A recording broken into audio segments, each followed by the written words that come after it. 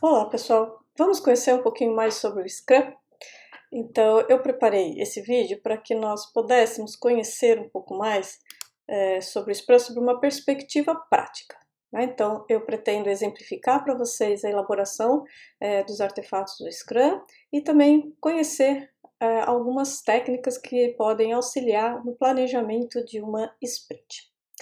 Eu começo então recapitulando com vocês os principais conceitos, né, principais pontos que o Scrum nos apresenta. Então os papéis, temos aqui o PO, né, o Product Owner, o dono do produto, o time, o Scrum Master, então eles estão aqui representados.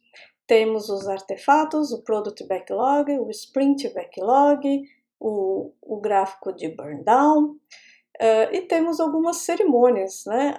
A cerimônia de revisão da sprint, a cerimônia de retrospectiva da sprint e temos o próprio sprint. Né? O sprint, então, é um período de tempo em que, variando de 2 a 4 semanas, em que um conjunto de funcionalidades vão ser incorporadas ao produto. Então, o nosso objetivo aqui não é falar do Scrum como um todo, mas sim focar nos principais artefatos e em algumas técnicas que nos ajudam no planejamento numa sprint, ok? Bom, então o primeiro artefato que merece nossa atenção é o Product Backlog. O Product Backlog, então, é esse artefato que vai ser produzido principalmente pelo Product Owner, em que ele vai listar tudo o que ele deseja no produto. Né? Então, a gente pode entender que são os nossos requisitos. Tá? E esse Product Backlog, esses requisitos, eles devem estar priorizados pelo Product Owner. Então, esse é o nosso Product Backlog. Muito bem. Entendido o que é o Product Backlog, nós precisamos, então, ver como montar um Product Backlog. E aí, nós precisamos conhecer as histórias do usuário. Não é do Scrum, as histórias do usuário, isso é uma outra forma, né, de especificar os requisitos, vamos dizer assim, as funcionalidades, mas ela é muito usada junto com o Scrum. Tá?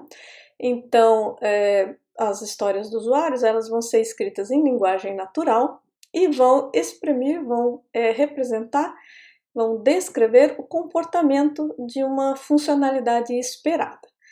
De uma forma bem simples, sem detalhes técnicos, apenas o essencial para nós podermos entender, para a equipe poder registrar o que foi discutido na reunião.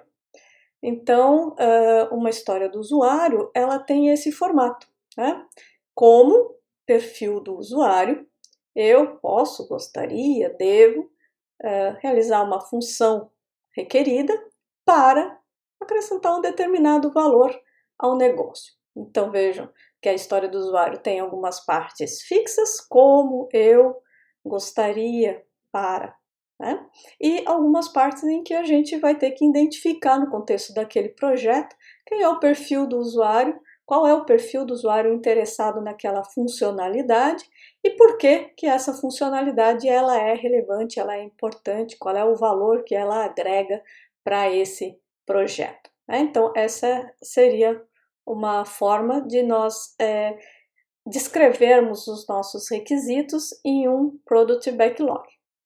Então, eu dou exemplo aqui, o nosso exemplo nesse vídeo será de um sistema para um hotel, né? Então, a gente poderia definir algumas histórias para esse sistema. Dentro do template, então, ficaria como recepcionista, eu gostaria de registrar a entrada de um hóspede para controlar a lotação do hotel. Como recepcionista, eu gostaria de registrar a saída de um hóspede para controlar a locação do hotel. Como gerente, eu gostaria de incluir o logo do hotel nos documentos impressos para personalizar e fixar a marca.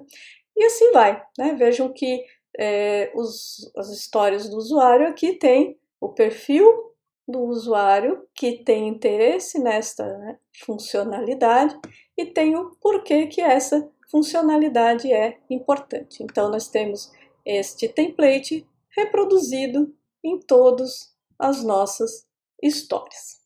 Temos aqui, então, um conjunto de histórias que vão compor o Product Backlog para o nosso projeto fictício aqui de exemplo. Tudo bem. Mas todas essas histórias, elas têm igual importância? Elas entregam o valor da mesma forma para os usuários? Elas são igualmente importantes, né? Obviamente que não. Existem histórias que vão ser mais importantes, que elas vão ter uma prioridade mais alta de desenvolvimento, e outras histórias que vão ter uma prioridade menor. Então, aqui no nosso exemplo, nós podemos identificar com uma prioridade alta o cadastro dos quartos, o registro de entrada de hóspede, o registro de saída de hóspedes. E evidentemente que não é tão importante assim eu emitir um relatório de ocupação, eu incluir o logo do hotel nos documentos, então classificando essas histórias aqui como prioridade baixa, né? E temos outras prioridades médias, que é também poder fazer o controle de alguns serviços, né? Os serviços que o hotel pode prestar para os hóspedes e o registro da utilização desses serviços, que nós então classificamos essas histórias como média. A escala de prioridade aqui não é fixada no Scrum, você pode utilizar uma escala de 4 níveis, 3 níveis, 2 níveis, enfim, fica a critério então da organização definir, né, qual vai ser a escala utilizada. Estou usando aqui uma escala então de 3 níveis, alta, média e baixa. O importante é que o Product Backlog seja priorizado, né? Então que as histórias sejam avaliadas em qual grau de prioridade, qual é o valor que elas agregam para aquele projeto. E as histórias que agregarem mais valor serão então uma prioridade maior. Será que todas as histórias elas são igualmente complexas, né? Ou seja, será que tem histórias mais difíceis de serem implementadas, que vão requerer um tempo, um esforço maior na implementação? Ou será que todas elas são iguais, né? Então é fácil nós supormos que não, que tem algumas funcionalidades mais difíceis de serem implementadas e outras mais simples de serem implementadas. Então, o nosso Product Backlog precisa também registrar esta complexidade. Mas como identificar a complexidade das histórias, né? O que é fácil para um pode ser difícil para outro, né? Bom, nós temos aqui novamente uma técnica que não é do Scrum, mas que é muito utilizada em conjunto com o Scrum, que é a técnica do Planning Poker. Para entender essa técnica, nós começamos entendendo que existe um baralho, né? Assim como no jogo de pôquer tem as cartas, aqui no Planning Poker nós temos também algumas cartas que estão aí ilustradas para vocês. Essas cartas, então, elas possuem aqui a série de Fibonacci, né? E algumas outras cartas que permitem aos jogadores expressar uma ideia diferente de complexidade, como eu não faço ideia, não quero me manifestar, né, nessa avaliação. Então, cada membro do time vai receber um baralho com as cartas, em que o conceito importante aqui é que essas cartas elas possuem então a série de Fibonacci nas suas cartas. Tudo bem. Então, para que a gente possa estimar o Product Backlog, o PO vai pegar uma história que ele identificou, por exemplo, como gerente eu gostaria de cadastrar os quartos do hotel para disponibilizar para ocupação, e nós precisamos então estimar a complexidade dessa história. E aí? Né? Como é que funciona? Então, cada membro do time de posse de um baralho vai avaliar essa história e vai colocar um valor para ela, uma complexidade para ela. Então vejam que aqui os nossos membros do time colocaram o valor 3, 8, 20, 13. Eles têm uma percepção de complexidade bem diferente, né?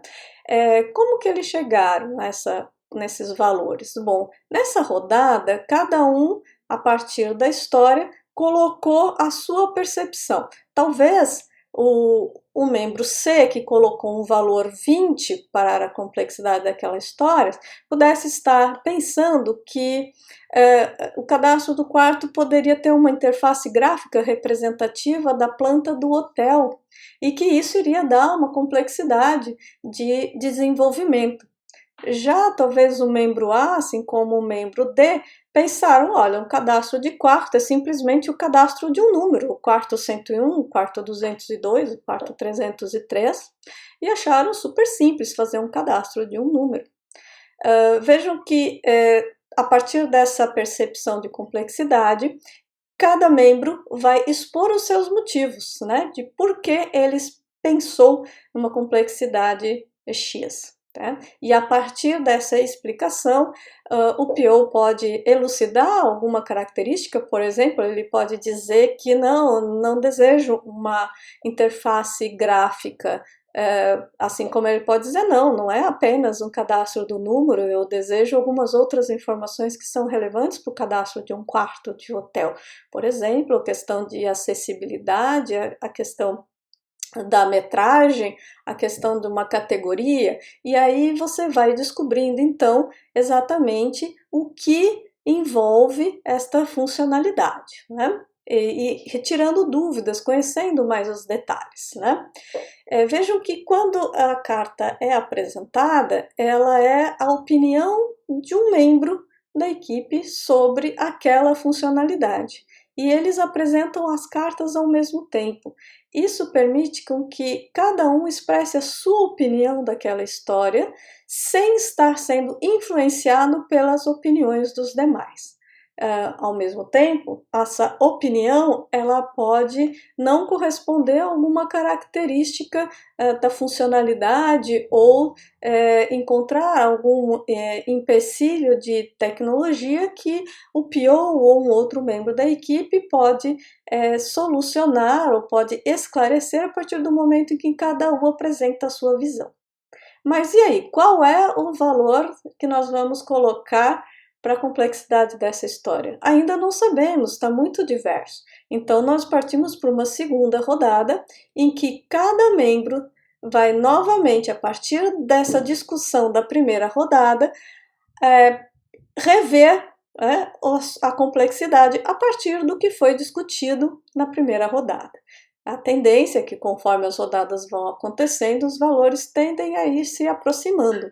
Então vejam que agora nós já temos aqui uma visão mais próxima, e quem sabe a gente pode dizer que essa história tem uma complexidade 5. E com isso o nosso Product Backlog então ganha esta coluna com a sua estimativa. Né?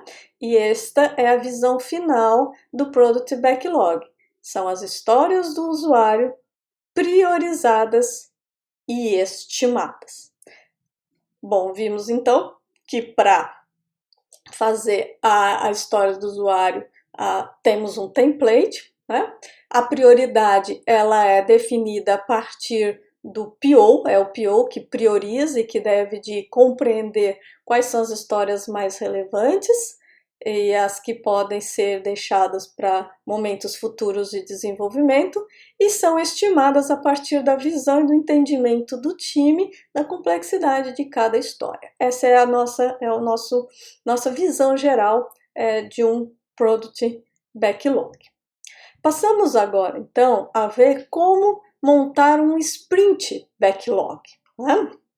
Então, nós vamos montar o Sprint Backlog a partir do Product Backlog. Então, retomamos o nosso Product Backlog com nossas histórias priorizadas e estimadas, e nós vamos, então, a partir do objetivo, definir qual é o nosso objetivo nessa sprint, escolher as histórias que vão de encontro a esse objetivo.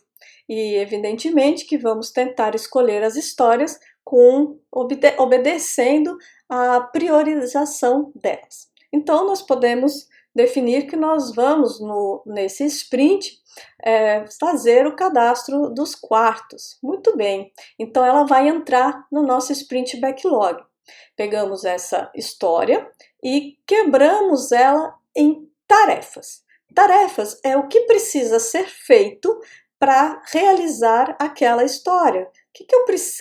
A equipe precisa fazer para que essa história seja incorporada ao produto? Então, para que cadastrar os quartos seja incorporado ao produto, é necessário fazer a inclusão do quarto na base de dados, permitir a exclusão dos quartos, a consulta dos quartos, a edição de um quarto. Enfim, nós vamos verificar todas as tarefas, tudo o que precisa ser feito. Então, elaborar um sprint backlog é pegar uma história do usuário e quebrar em tarefas. Tá? E essas tarefas, elas vão ser estimadas, né? Então vejam que a inclusão de um quarto foi estimada em 4 horas, assim como a exclusão do quarto, consulta em 2 horas de trabalho e a edição de um quarto em 5 horas de trabalho. Né? Então, o que eu tenho no Sprint Backlog? Eu tenho uma parte do meu Product Backlog incorporada ao Sprint Backlog, em que cada história do usuário foi quebrada em tarefas. Esse é o meu Sprint Backlog, um subconjunto de histórias que foram definidas no Product Backlog, em que cada história foi decomposta em uma lista de tarefas. Observem que as tarefas foram, então, estimadas com a quantidade de horas para realizá-las. Né? Deve-se buscar estimar essas horas num limite entre 1 hora e 16 horas. Por que não estimar tarefas com mais de 16 horas? Bom, um sprint ele é um período curto, de 2 até 4 semanas no máximo. E o Sprint Backlog vai ter todas as tarefas que precisam ser realizadas nesse período, nesse sprint.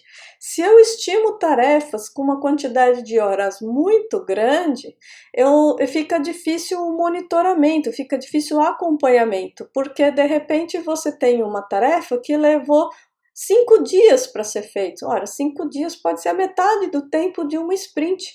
E quando eu percebo essa tarefa atrasada, eu posso não conseguir mais recuperar essa tarefa naquele período. Então, tarefas pequenas me permitem compreender bem essa funcionalidade e me permitem monitorar o andamento desse sprint, me permite verificar que o sprint está andando ou se ele está tendendo a não entregar tudo o que foi prometido.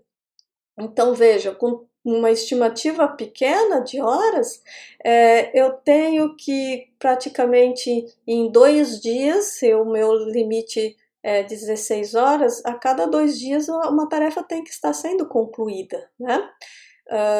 Tem até empresas que trabalham com limite de 8 horas, né? Ou seja, as tarefas têm que ter o tamanho de ser realizadas em 1 dia. Então, o importante é entender que o tamanho da tarefa tem que ser pequeno. Pode ser que quando você pegue e analise a história, você ainda não consiga quebrar em tarefas muito pequenas. Então, ela pode ficar com um valor maior, mas conforme você vai entendendo as tarefas daquele sprint, elas vão sendo decompostas, né, antes de entrar em execução propriamente dita. Então, é importante buscar estimar tarefas que tenham um tempo curto de desenvolvimento, de execução. Mas então, quantas histórias eu consigo colocar no meu Sprint Backlog? Né? Então, essa é a outra pergunta que a gente precisa responder. Eu estou planejando o Sprint Backlog vai ser um subconjunto, né? Vai ter algumas histórias do meu Product Backlog, mas quantas histórias vão estar lá? Né? Muito bem, então a gente precisa voltar lá no Sprint Backlog, né? E olhar que eu tenho no meu backlog estimativas. Então vejam que cada história ela foi estimada com uma complexidade. Então eu tenho histórias mais fáceis de serem executadas e eu tenho histórias mais difíceis de serem executadas, né?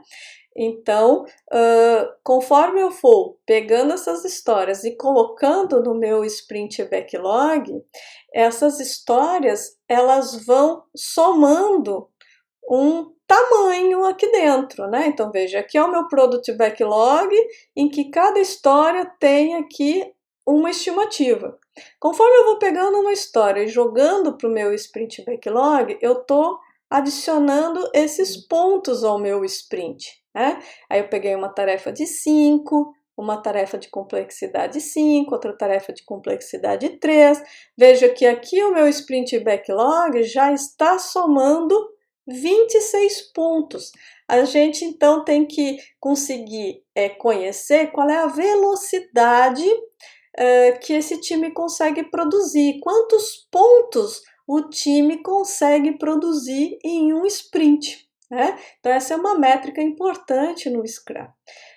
Como é que eu vou conhecer isso? Bom, ao final da sprint, eu vou ter um conjunto de tarefas que eu consegui, que o time conseguiu cumprir, e outras que não. Então, ele planejou 26 pontos, mas ele conseguiu desenvolver 18 pontos.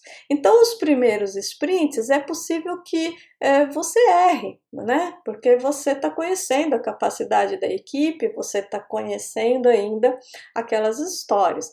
Mas, conforme o tempo vai passando, você vai tendo um histórico de velocidade, e aí você consegue estimar em cima dessa velocidade, né? Então, primeiro conseguiu desenvolver 12, depois 15, depois 8, depois 16. Poxa, então talvez essa equipe ela tenha uma velocidade de 15 pontos, em torno de 15 pontos. Então, eu posso ir colocando histórias no meu Sprint Backlog até perfazer aproximadamente 15 pontos, observando então a complexidade dessas histórias.